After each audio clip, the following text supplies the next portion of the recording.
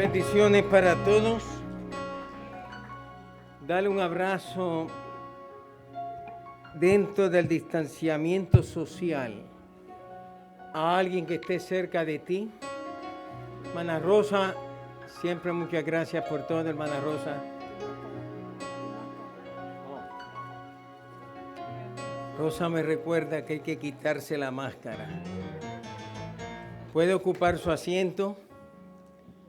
Gracias doy a cada uno de ustedes, Lilian de regreso, Raymond, Daniel, mi saludo allá, y a cada uno de mi gente, Enrique, ustedes, Miguel, todos en general, les deseo lo mejor, nuestros estudiantes del instituto y todos los que hoy estamos aquí en cuerpo presente y otros quizás estarán viendo luego a través del canal de YouTube que están viendo ahora también. Nuestra hermana anciana comandante Vivian, pues, hoy dio lectura al pasaje que tenemos bajo consideración. Y les quiero invitar a acercarnos al libro de los Hechos, en el capítulo 3, versículos 3 al 6. Quisiera hablar algo sobre ese milagro de Pedro, oficialmente su primer milagro. Cuando Pedro con Juan son usados como instrumentos del Espíritu Santo para que un milagro pudiera operarse en el nombre de Jesucristo. Y dice la Escritura, Hechos 3, 3 al 6, cuando vio a Pedro y a Juan que iban a entrar en el templo, les rogaba que les diesen limosna. Pedro con Juan, fijando en él los ojos, le dijo, míranos. Entonces, él les estuvo atento, esperando poder recibir algo de ellos.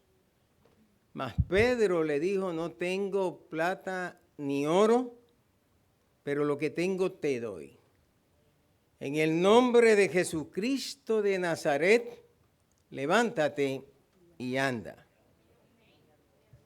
Esta es una de esas historias maravillosas encontrada en el libro de los Hechos, que nos deja ver la continuación del ministerio del Cristo resucitado y ascendido.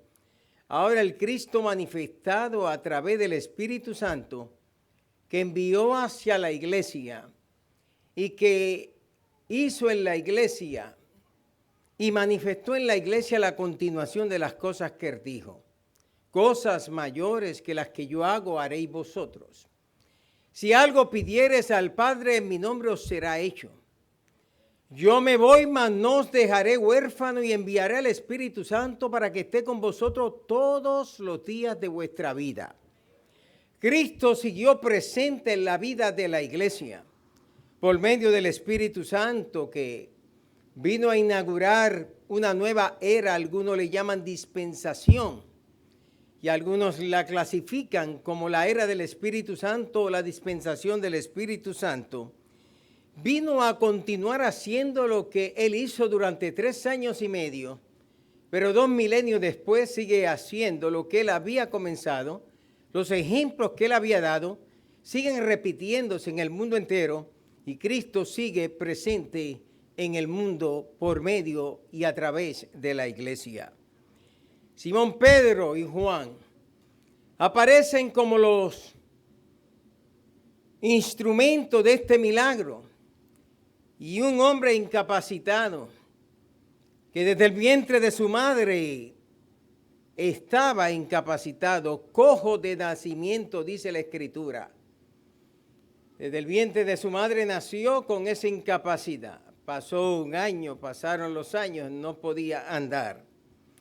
Pero todo demuestra lo que la fe puede hacer. La fe es una de las herramientas más poderosas que el Señor le ha dado a la iglesia. La fe puede llevarte a ti a creer lo imposible como posible. La fe puede hacer que los cielos se abran o que los cielos se cierren. La fe puede hacer que el mar rojo se abra o que el mar rojo se pueda cerrar. La fe puede hacer que 5 panes y 2 peces se puedan multiplicar. La fe puede hacer que tomando un puñado de sal las eche unas aguas que están dañadas y puedan ser sanadas. La fe puede hacer que un hacha caída en el agua y creyéndolo el peso del hacha que es más mayor que la fuerza que hay, que es la materia que pesa más, se pueda levantar como si fuera liviana. La fe puede hacer que en tu vida algo que esperaba pueda ocurrir y pueda ser transformado. La fe es esa seguridad de las cosas que se creen y aquello que quizás no vemos, pero podamos contar que así es. Por medio de la fe, muchos agradaron a Dios, muchos vencieron reinos, otros esperaron ver la resurrección, otros esperaron tener un hijo cuando no tenían el cuerpo para poderlo tener. Por la fe, Sansón pudo vencer a los filisteos, jovencito pudo vencer a un león. Es pues la fe la certeza de lo que se espera, la convicción de lo que no se ve. Es pues, dice la Escritura, que sin fe es imposible agradar a Dios.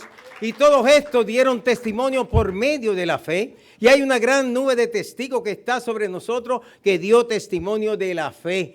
Cuando nosotros utilizamos la fe puede hacer muchas cosas. Un acto de fe es más importante que cualquier acto de caridad que se pueda tener hacia un ser humano. Un acto de fe puede ayudar a un ser humano a recibir su normalidad, a levantarse de su estado, a comenzar una vida victoriosa y una vida diferente. Número 1, quiero que observemos los instrumentos del milagro. Y esto dice Hechos 3:1, que Pedro y Juan subían juntos al templo a la hora novena, la de la oración. El judío, y un salmo lo corrobora, y en el libro de Daniel lo vemos que Daniel oraba con las ventanas abiertas. El judío antiguo testamentario y en la época del Nuevo Testamento y en nuestros días presentes, tiene la costumbre, los que son bien practicantes, de hacer 3 oraciones diarias. Más bien ellos rezan. Tanto el musulmán como el judío hacen más bien rezos. Tienen sus libros ya de las oraciones y las leen y las repiten.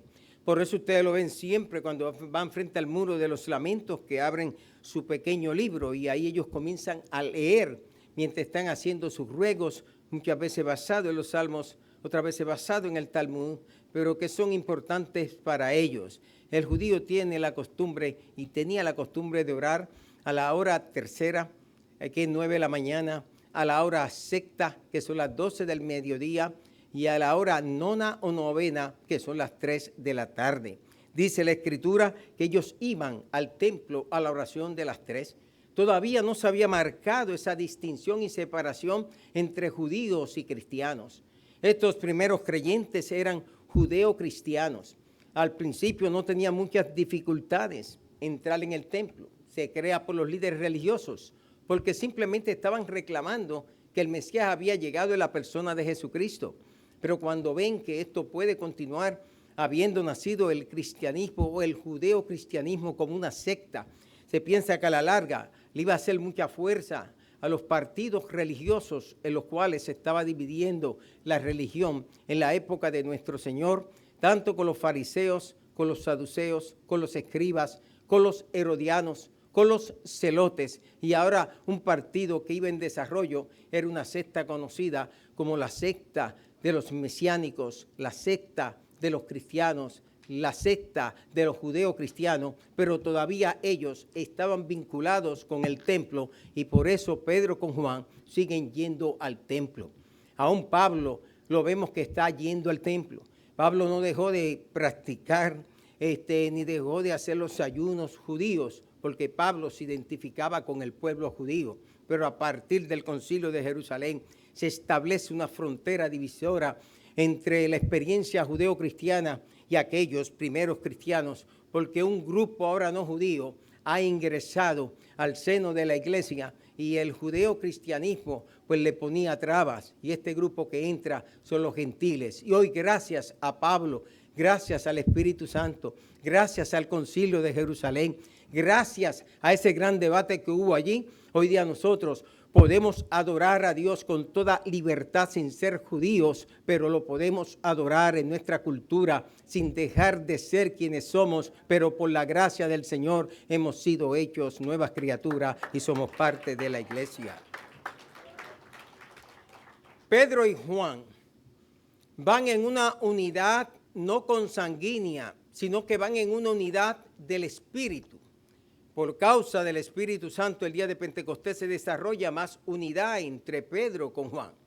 En los discípulos Jesús tuvo dobles, hermanos dobles, como Andrés con Juan, como había tenido a Andrés con Pedro, como había tenido a Juan con Jacobo. Eran hermanos que estaban entre los discípulos y eran consanguíneos. Pero también Jesús había apartado a tres en particular. A tres que él los instruía, a tres que él los discipulaba, a tres que él estaba dejando como un legado para la iglesia. Eran Pedro, Juan y Santiago. Juan y Santiago o Jacobo, pues eran hermanos, hijos de Zebedeo.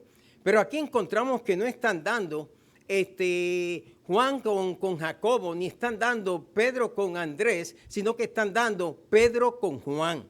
Esa unidad y eso que sucedió en Pentecostés, ese cambio que ha habido en la vida de Simón Pedro, esa restauración, ese perdón que pudo experimentar con el Cristo resucitado en la playa del mar de Galilea, ahora pone a Pedro a pensar en otra dimensión que va más allá de esa dimensión consanguínea o de la sangre, sabiendo que él puede hacer una buena dupleta con Juan, que él puede hacer una buena mancuerna con Juan, que él puede hacer una buena pareja con Juan. Y Jesús dijo que tenían que ir de dos en dos. La Biblia misma da el testimonio del Antiguo y del Nuevo Testamento. Y una de las cosas que uno aprende y puede ver de que el Espíritu Santo nos lleva a nosotros a buscar una amistad más íntima con nuestros hermanos y nuestras hermanas en la fe. Simón, Pedro y Juan eran todo lo opuesto en carácter.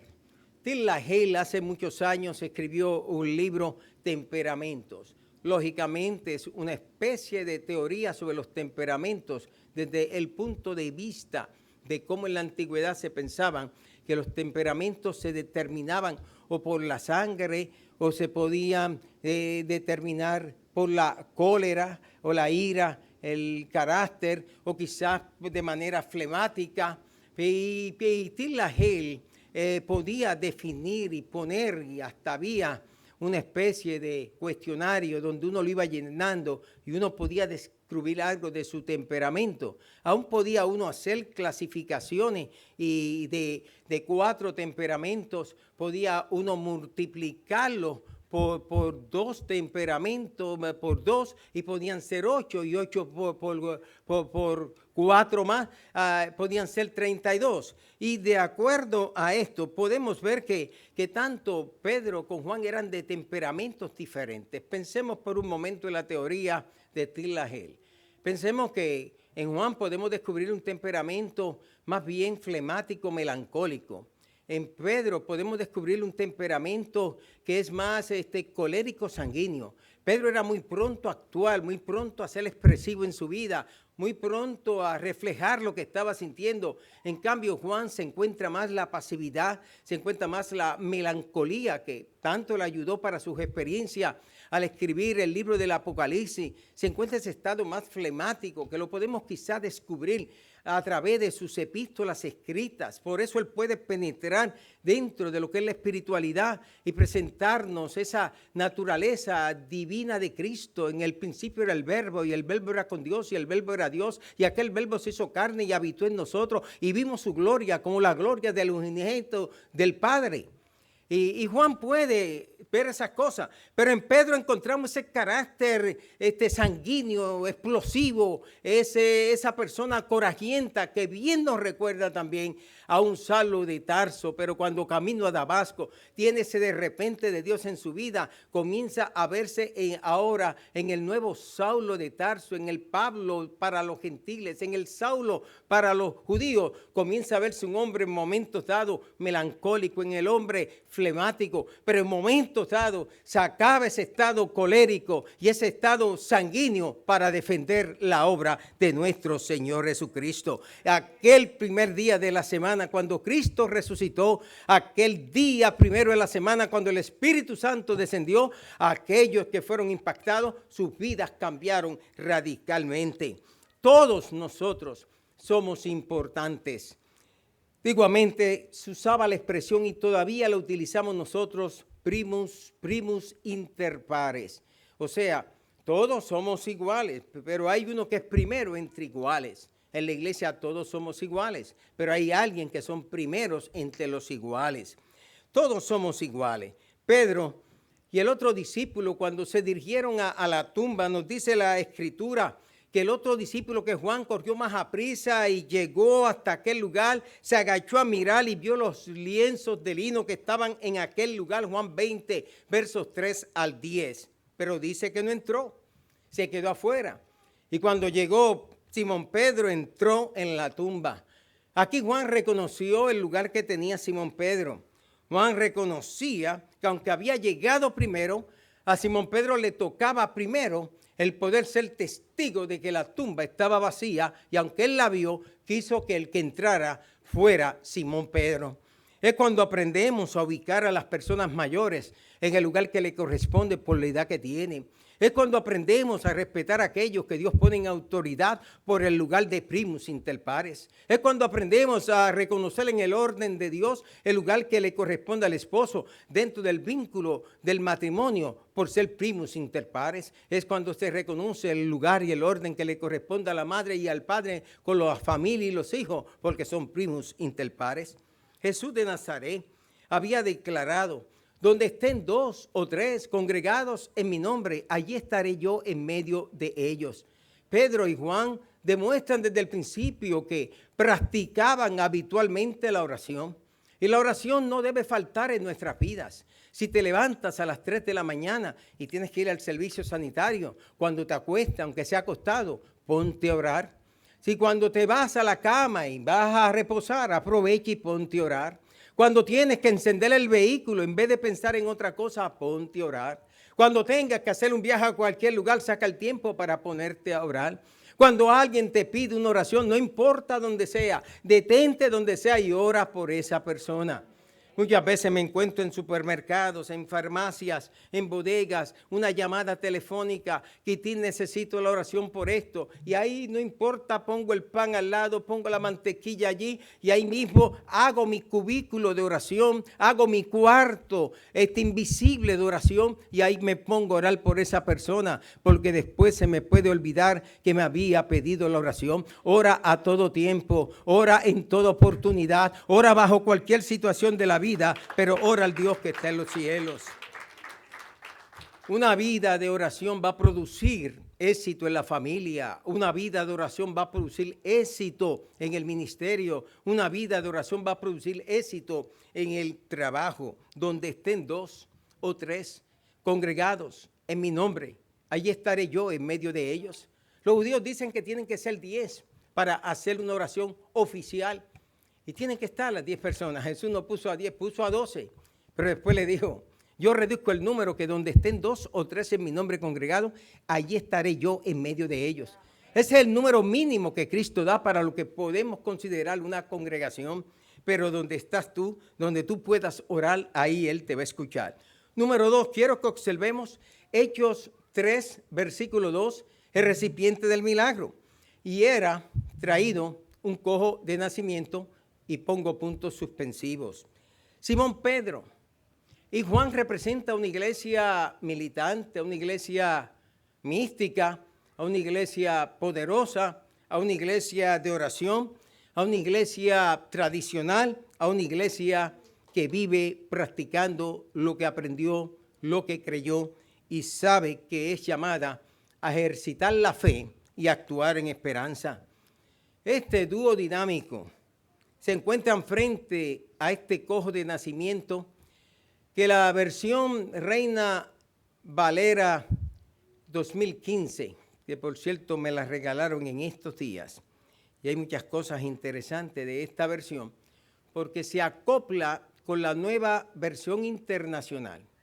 Y en la nueva versión internacional, los que lo tienen, hay un asterisco de unos 16 versículos bíblicos que le va a decir que no aparecen en los manuscritos más originales, porque hay 2 textos de los cuales hemos recibido y códices antiguos para lo que es nuestra Biblia. Caso de Reina, 1569, Cipriano de Valera y Erasmo se valieron mayormente del texto Receptus, pero el texto crítico, que es el que mi amigo Samuel Pagán es uno de los eruditos y ha estado aquí muchas veces, ese texto crítico es un texto que se encuentra para el 1918, por ahí se está encontrando en el monte Sinaí, el otro en el Vaticano de siglos anteriores, y que sé que estos expertos dijeron hay que analizar estos textos y encontraron que en otros manuscritos se habían omitido ciertos pasajes, pero ellos lo dejan en la Biblia, pero hacen mención de esto para saber que nosotros los que predicamos la palabra y estudiamos la palabra tenemos que tomar en cuenta de que hay otros códices que surgieron, que más antiguos de los que estaban, que nos verifican, pero eso no deja de ver que la palabra de Dios es la palabra de Dios y que Cristo es quien movió en el Espíritu la palabra de Dios, pero habían códices originales, no tenemos ninguno. Lo más antiguo que podemos tener es del siglo IV, o sea, no tenemos los originales. El texto más antiguo lo hizo Erasmo en su tiempo, y de ahí surgieron todos los demás textos que se han ido utilizando hasta el día de hoy, y es muy importante conocer estas cosas. Pedro y Juan representan a una iglesia que se ejercita en la fe, una iglesia que sabe que está al frente a un hombre en necesidad, es ponerlo frente a lo que es la palabra de Dios. La palabra de Dios ha sido lo que ha venido a transformar al mundo entero. Tener la Biblia, andar con este libro sagrado, haber sido cambiado por este libro sagrado y con la gracia de Dios es algo que bendice de manera especial. Pero esto yo le llamo un encuentro providencial, que Pedro con Juan van a orar al templo a la hora de las 3 de la tarde, la hora nona, la hora de la oración, y hay un hombre que traían todos los días para pedir limosnas. ¿Qué mejor lugar para pedirle a alguien frente a la puerta de un templo? Hoy día se ubican los que están mendigando frente a Walgreens o frente al supermercado o quizás frente a un banco donde la gente transita, porque el que va a un banco va porque tiene o va porque saca o va porque deposita y hay esperanza. El que va a la tienda es porque tiene, porque va a comprarle y le dan un cambio y ese cambio quizás lo puede soltar con facilidad. El que viene a mendigar frente a una iglesia sabe que por lo menos alguien le va a dar $1 porque quizás su conciencia le toca que vine a dar para Dios y un acto de compasión con esta persona puede ser muy oportuna. Aquí fue un encuentro providencial. Hay momentos, hay ocasiones providenciales que Dios nos ubica y te ubica a ti y tú puedes ser parte de un milagro para la vida de alguien que está en necesidad. Pero muchas veces oportunidades buenas, importantes, de destino, se escapan de nuestras manos porque no podemos nosotros percibir lo que está detrás de esa oportunidad. Oportunidades que las tuvimos y no las capturamos, pero deben haber oportunidades que las vimos, las capturamos, las tenemos y nos beneficiamos. Número 3. Les invito a observar el versículo 12, el lugar del milagro. Dicen a quien ponía cada día a la puerta del templo que se llama La Hermosa para que pidiese limosna. Habían 2 entradas principales entre las otras entradas para entrar al templo. Hoy para llegar al santuario se entra por la puerta de los leones, se entra por la puerta de Damasco, se entra por la puerta de las flores, se entra por la puerta de Sión, que es donde entran los judíos, se entra por la puerta de la basura, que es donde entran los judíos.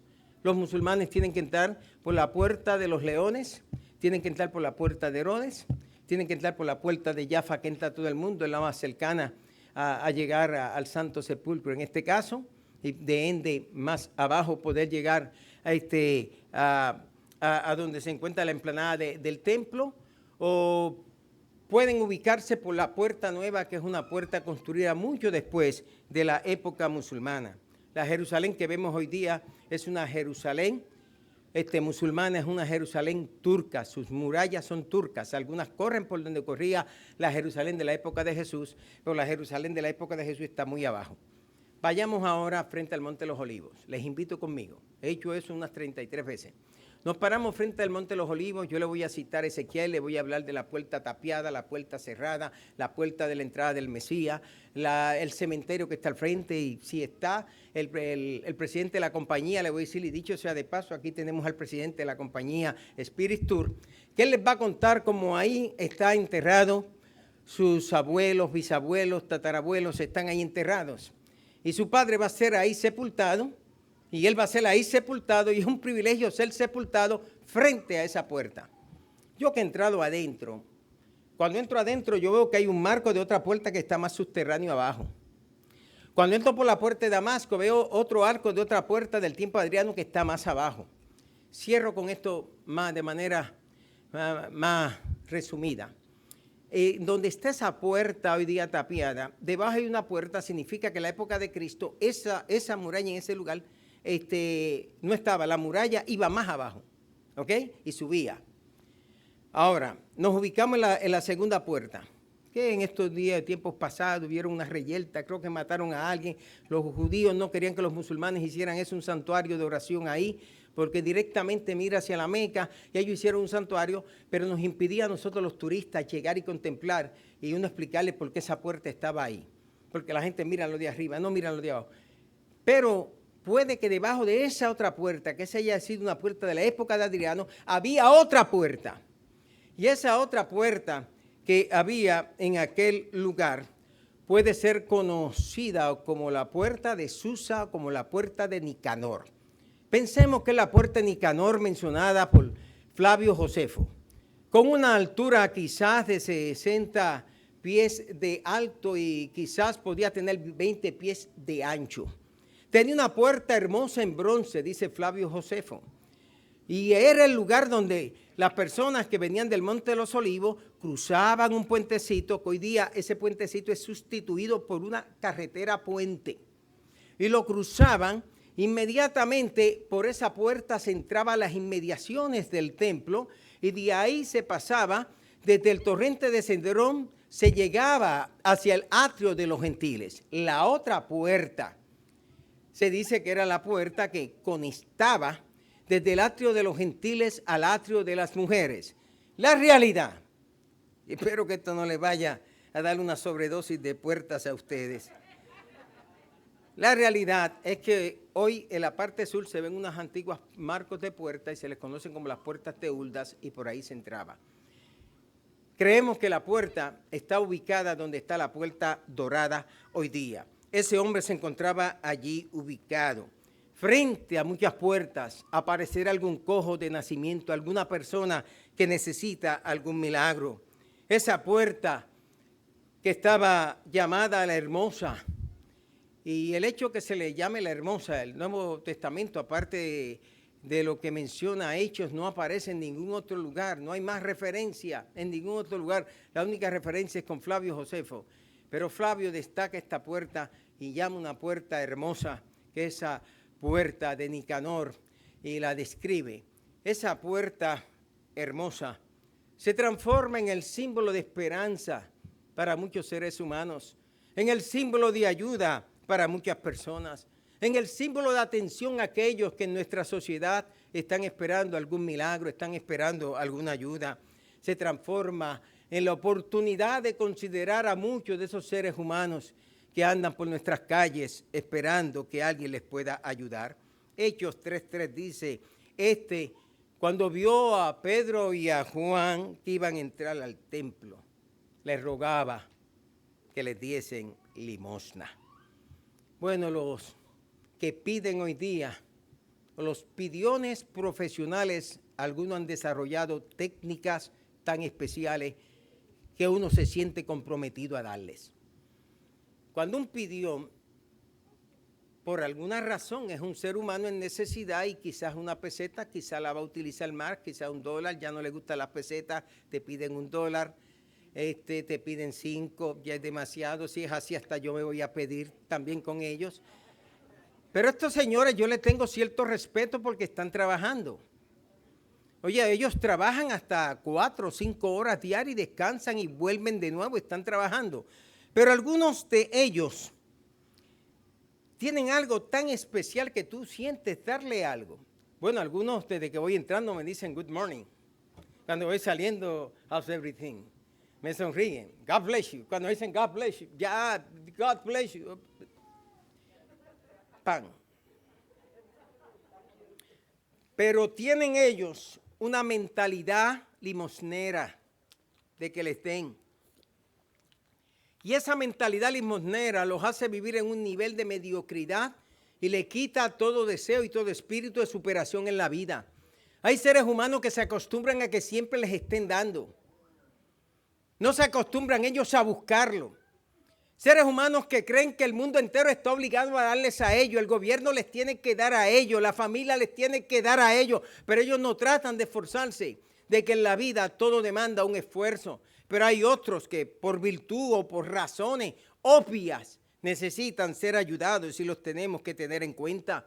Muchos que son recipientes de beneficencia. Personas que trabajaron toda la vida. Personas incapacitadas, enfermos. Personas que llegan nuevos a nuestra nación y necesitan la ayuda. Personas que se están reintegrando a nuestra sociedad y quizás todavía no pueden conseguir los trabajos que desean tener. Son personas que los tenemos que ayudar o motivarlos a que suban a otro nivel de excelencia. Pero muchas veces vivimos con las circunstancias y nosotros, en vez de ser nosotros y las circunstancias pueden ser adversas, pero nosotros podemos tomar una actitud mental positiva, una actitud de fe, como dice la Escritura, frente a cualquier cosa. Podemos tener fe de tal manera que podemos decirle a ese monte, muévete de aquí y desarráigate de aquí y échate a la mar. Si tuviese fe como un grano de mostaza, ¿cuántas cosas pueden suceder? Y el grano de mostaza, aunque hay una semilla más pequeña todavía que el grano de mostaza, pero en los días de Jesús esto era lo más pequeño que había. Hablar de lo más pequeño era el grano de mostaza. Basta que usted vaya a alguna de las lugares que venden por aquí vegetales y va a ver los diferentes granos de mostaza y compra la bolsita, creo que $3, $5. Y si usted quiere darse un baño con grano de mostaza, se lo puede dar un baño con grano de mostaza. O si quiere regalar el grano de mostaza o simplemente mirarlos en sus manos. Jesús dijo que no necesitas mucha fe, sino usar la fe que Él ha puesto ya sobre ti y utilizar esa fe. Que aprendas a ser un capitán de tu propio destino. No dejes que tu barca se mueva a la deriva. Lucha con esa vela, lucha con esos remos. Asegúrate de que puedes llegar al puerto seguro porque Cristo está en la barca.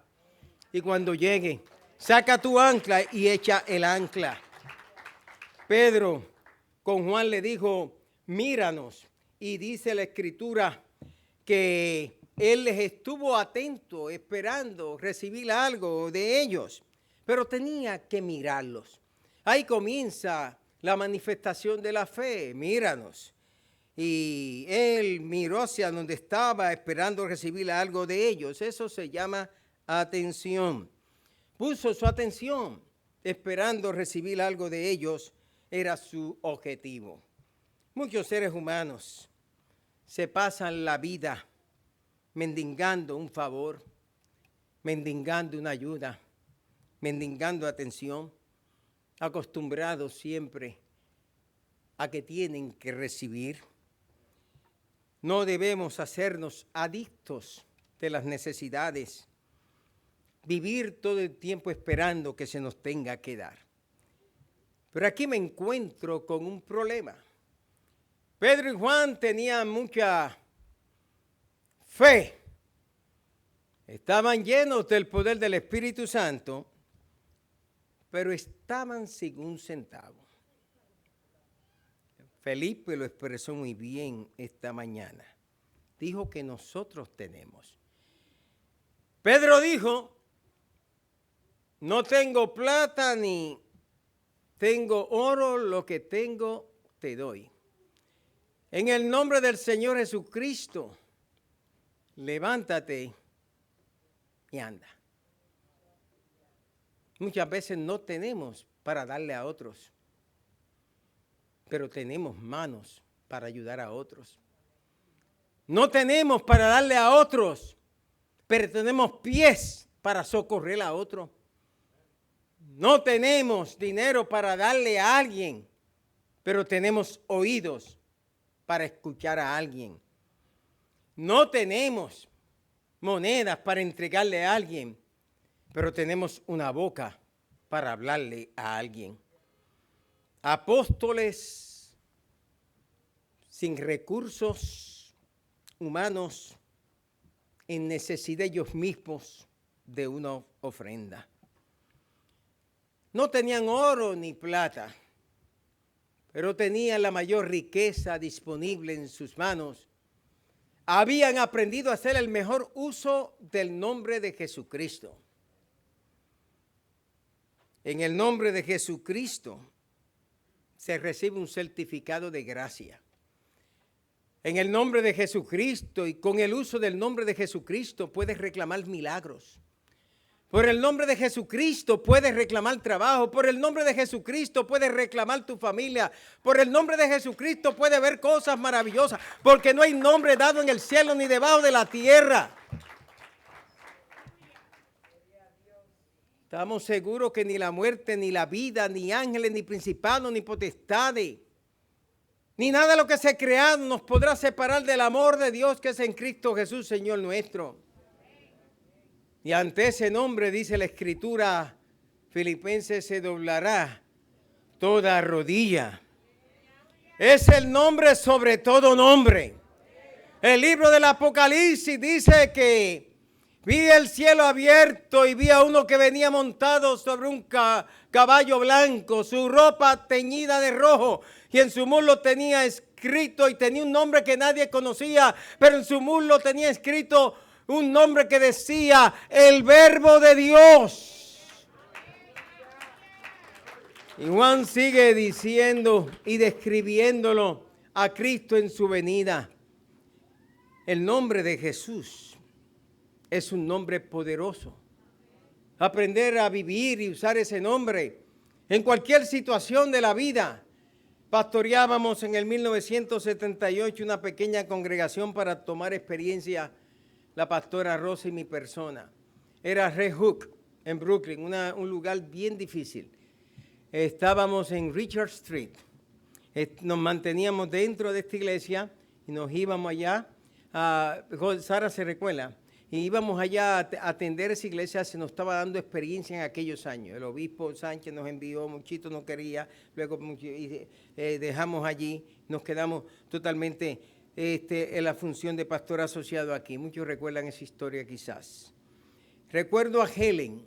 Helen fue la secretaria de Radio Evangélica Hispana en la ciudad de Nueva York para los años 1982 y estuvo hasta el año 1983, cuando creamos la incorporación o crean la incorporación de Radio Visión Cristiana para el mes de octubre.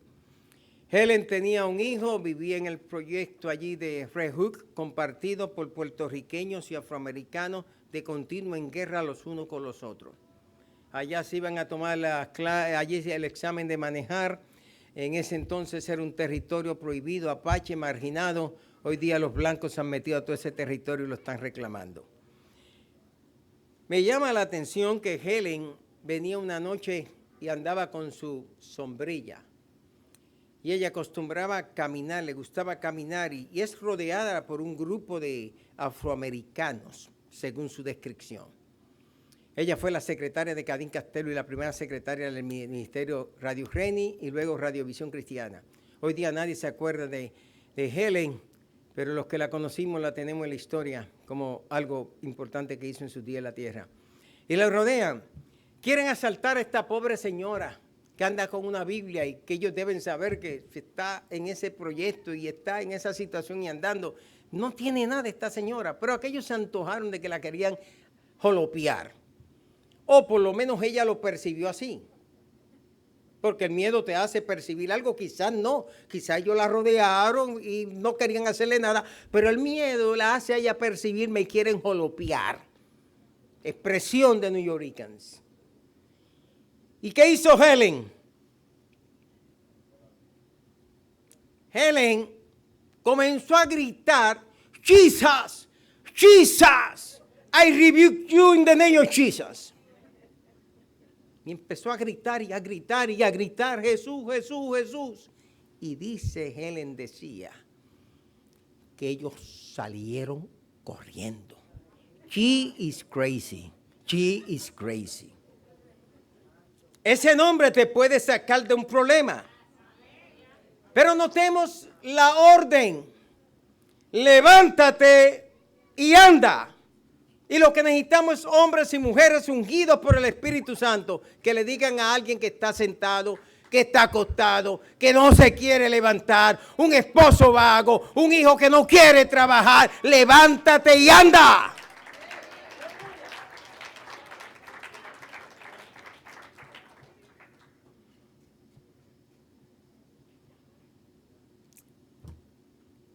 No sé si parar aquí.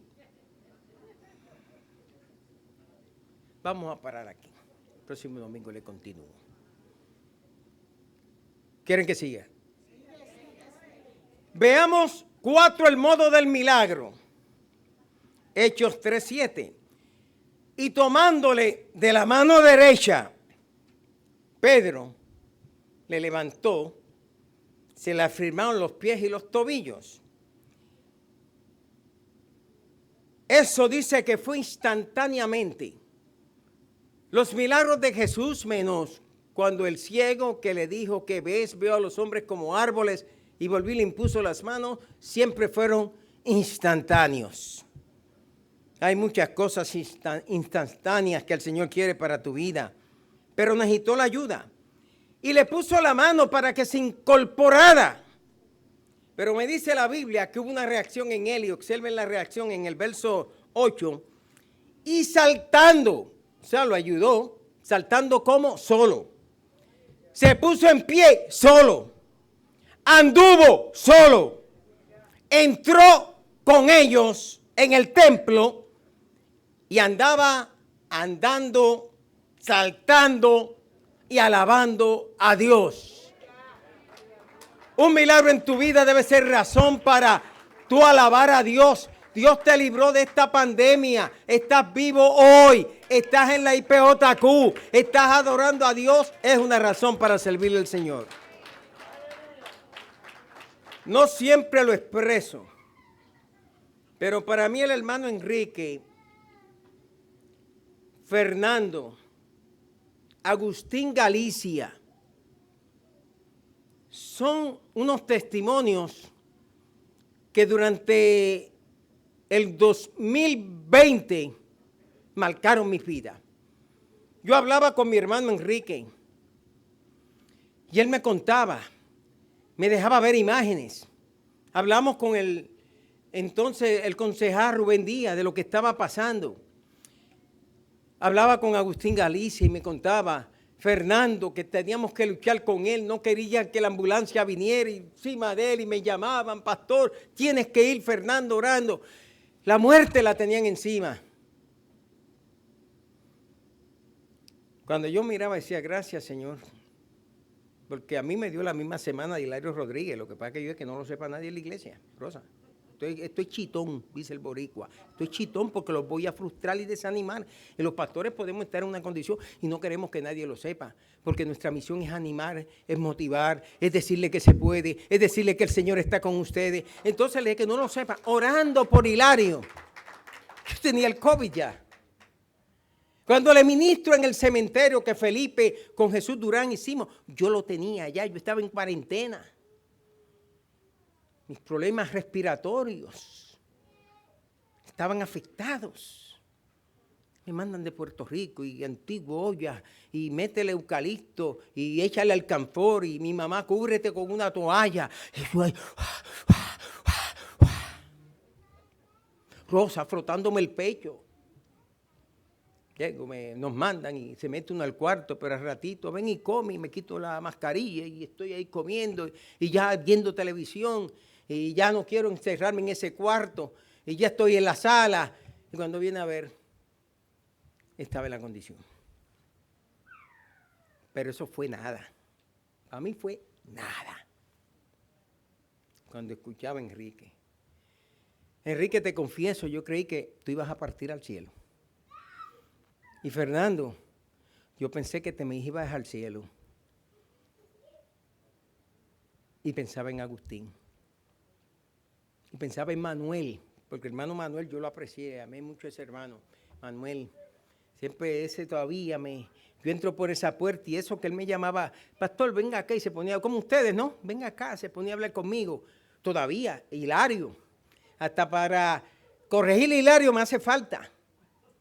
Porque yo con él todo el tiempo corrigiendo, lo que yo trataba de sacar a Hilario, lo que él a su nivel no podía sacar. O sea, Hilario tenía un nivel, pero cuando andaba conmigo, yo quería llevarle a otro nivel. Pero él no iba a dar mate ahí. Pero daba lo importante, me acompañaba en mis viajes, dormía en la habitación, oraba por mí, estaba guardándome las cosas. Hacía su misión. Pues yo quería que él leyera. Hilario no le gustaba leer. Yo quería verlo haciendo un bosquejo, pero a él no le gustaba hacer un bosquejo. Yo dije, Hilario, ¿y cómo diantres tú vas a predicar si tú ni estás preparado? Pastor, no se preocupe que el Señor siempre me dé el mensaje. Pero era un siervo de Dios.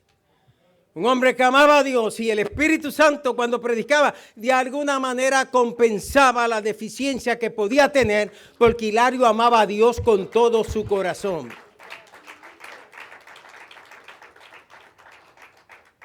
Todo milagro tiene que traer la gloria a Dios. Tan pronto estábamos en Zoom y eso, yo veía a Enrique ahí, con Ana ahí, Fernando ahí. Eso es el agradecimiento a cuántos quizás le dio el COVID. Dios hizo el milagro o no sabían que lo tenían asintomáticos y hoy día están como si nada. El mundo, si no quiere venir a la iglesia, que no venga porque es el mundo. Pero el que está en Cristo Jesús, por el hecho de que pasó una pandemia, es para venir a la iglesia, aunque el culto sea largo. Yo celebro al Señor en el culto. Cuando todo el pueblo observó Hechos 3:9 al 10, y Santiago, por favor, ayúdame a aterrizar ahora. Cuando todo el pueblo, dice la Escritura, lo vio caminar y alabar a Dios, lo reconocieron como el mismo que acostumbraba pedir limosna, sentado allí junto a la puerta la hermosa.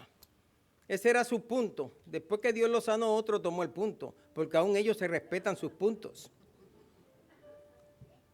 Si hay un borrachito que pide en esa esquina y viene otro y se pone a pedir, él se empaqueta a pelear. En Washington, donde hay tanta gente mendigando y por dioseros y duermen, hay unos que por radiovisión allá en Patterson duermen al lado de la vía del tren. A ver si alguien los ve conmigo.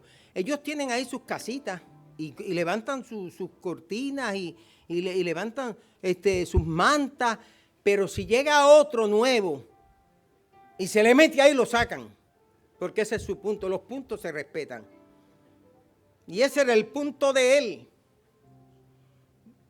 Pero ahora dejó el punto vacío y otro dijo, bueno, ahora me toca a mí pedir ahí porque eso funciona. Ese estuvo ahí años. Desde que nació estaba ahí. Y decían, este es el mismo hombre que acostumbraba a pedir limosna sentado junto a la puerta llamada Hermosa. Él pensaba que nadie lo conocía.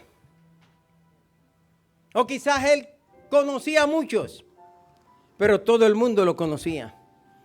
Quizás tú piensas que muchos no te conocen en tu bloque, pero te conocen. En tu trabajo, pero te conocen. En la escuela, pero te conocen. En el edificio, pero te conocen.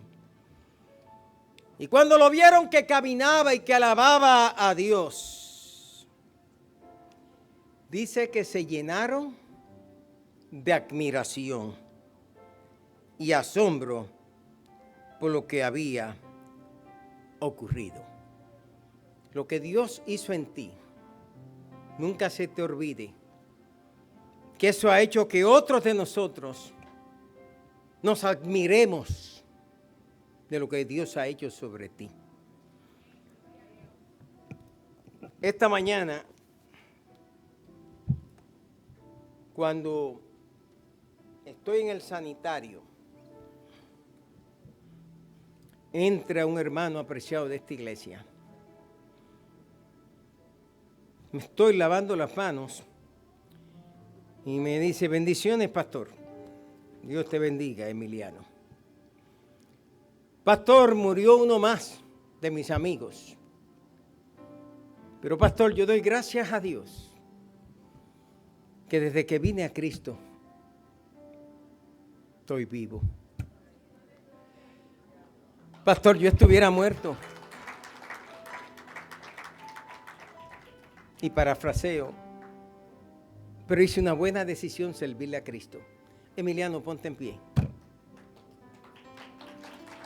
Dejó el punto. Dejó a sus amigos. Buscó nuevos amigos. Buscó la iglesia. Pero sobre todo, conoció al mejor amigo, Jesús de Nazaret. Vive una vida de agradecimiento. Puestos en pies. Wow. Todos nosotros en la vida tuvimos puntos. Algunos de ustedes quizás no. De manera personal le dije en estos días a Richard Nazario, estaba Abel: Richard, cuando vaya a Puerto Rico quiero conectarme con la iglesia Defensores de la Fe. Y Abel me dijo que el pastor era Vallellanes, donde Vallellanes llegó a ser pastor, en la calle 10, porque Abel es un cerebro increíble, mi hermano, una memoria extraordinaria. Porque yo quiero ir a esa iglesia y quiero predicar en esa iglesia. No voy por ofrenda, más yo voy a ofrendar. Porque cuando voy allí yo recuerdo que ahí yo tenía uno de mis puntos fuertes. Vendiendo droga ahí, controlando el punto, cuando era chamaco. Y ese era un punto fuerte para mí. Cuando falleció mi mamá, pues mi hermano David quería recorrer por los lugares donde se había vivido antes. Y llevaba años sin ir a Puerto Rico y le dimos ese tour. Las escuelas, las casas que se vivió, los parques donde se jugaba. Era un volver de nuevo a nuestros días de adolescentes, que es muy terapéutico hacerlo. Y cuando llegué allí, la escuela abandonada, el parque removido, les conté unas cuantas historias, les hablé del servicio sanitario, donde entraban los agentes, del salón de actividades o el salón comunitario que se le llama ahora. Pero miraba esa iglesia que yo de chamaquito, con 16 años, con 17, con 18, con 19 años, yo veía esa iglesia y a veces uno que otro nos invitaba bajo una nota a meternos adentro, pero yo no entendía ese mundo, yo no podía comprender por qué esa gente hacía lo que hacían. O sea, era difícil para mí entender eso. Muchacho joven, la mente ida y no podía entender, no podía. Cuando llegué allí de wow, este era mi punto. Como ese cojo tenía su punto. Pero llegó alguien y le habló en el nombre de Jesucristo y recibió el milagro y dejó su punto. Ahora su punto se iba a transformar directamente al templo. Ya no es que me quedo a la puerta del templo, ahora es que entro a las inmediaciones del templo. Ahora no es que estoy aquí vigilando al que entra para alabar y adorar. Ahora es que yo entro para alabar y adorar al santuario. Y le dije a Richard Nazario: Richard, yo quiero que un día que vaya a Puerto Rico llamarte y que le diga al pastor, sea quien sea, que yo voy a llegar allí, que se despreocupe de la ofrenda. Los pastores a veces tienen miedo, el que llama a los predicadores, porque todos quieren venir por ofrenda. Yo nunca he predicado por ofrenda en ningún lugar. 50 años predicando y nunca he ido por ofrenda en ningún lugar. Dios me ha bendecido, pero nunca he ido por ofrenda en ningún lugar. La palabra de Dios no se vende, en mi opinión, pero respeto a aquellos que llegan buscándosela, porque tienen su sistema y su estilo y también necesitan. Eso es ser un agradecido. Yo quiero entrar por esa puerta y desde que entre, si anden conmigo, gloria a Dios, bendito el nombre del Señor, alabado el Señor, alabado sea Cristo. Hermano, y usted es el Quitín Silva, el doctor Quitín, olvídate doctor Quitín Silva, el obispo Quitín Silva. Aquí viene un agradecido, que lo pudieron matar ahí mismo, donde mataban a otros. Tu vida pudo ser tronchada ahí, pero aquí entra un agradecido de la bendita gracia de Dios. Padre Dios celestial, te pido que bendigas a cada uno de los oyentes, a este maravilloso auditorio que hoy me has concedido y has puesto delante de mí. He hecho lo que he podido, Señor. Tú has hecho lo que yo no he podido. He dicho lo que he pensado, pero tú has revelado lo que no he pensado. Y hoy te pido que nos ayudes a todos a saber que no podemos quedarnos afuera del templo. En el nombre de Jesucristo tenemos que levantarnos y entrar adentro. Que hay que dejar el punto, sea cual sea. Ese lugar que no nos conviene, ese lugar que no nos va a ayudar en nada. Que nunca es tarde para comenzar a ser personas diferentes en esta vida. Y que, Señor, aunque no tengamos que dar, tenemos que ofrecer una mano, una mirada, un abrazo, un acercamiento. Y que alguien puede ser bendecido por nosotros. Gracias, Padre eterno, te lo pido en el nombre de tu Hijo, nuestro Señor Jesucristo. Amén.